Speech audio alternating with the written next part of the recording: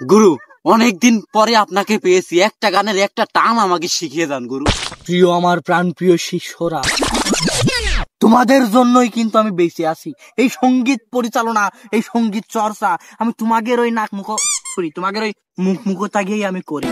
যাই হোক, তোমরা একটা গানের টান আমার থেকে শিক্ষা নিতে চেয়েছো, পায়ে সালাম করো। আচ্ছা থাক, পরে করো।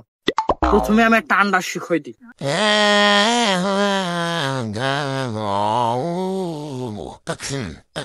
రంగభూమికి అభివందనం, రసిక మహాజనమందరికి సుస్వాగతం.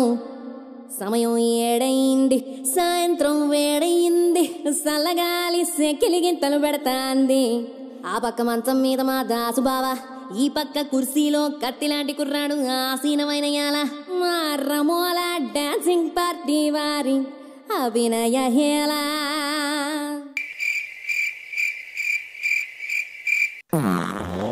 কি ব্যাপার, আমার সেই দুইজন শিষ্য কানে গেল, তুমি একা কেন বন্ধু? গুরুজি, ওরা আপনার গান শুনে চলে গিয়েছে, আপনার গান ওদের ভালো লাগেনি। যাক, কোনো ব্যাপার না শিষ্য, একমাত্র তুই আমার গানের টানের মায়াটা বুঝলি। তুই পারবি একমাত্র বাংলাদেশের সেরা শিল্পী হতে, যে তুই আমার গানের টানে এখানে এখনো বসে আছিস। না, তোমার পোঙার তলায় আমার জুতো রেজে, হে আমার জুতোটা দাও, আমি বাইরে যাবো।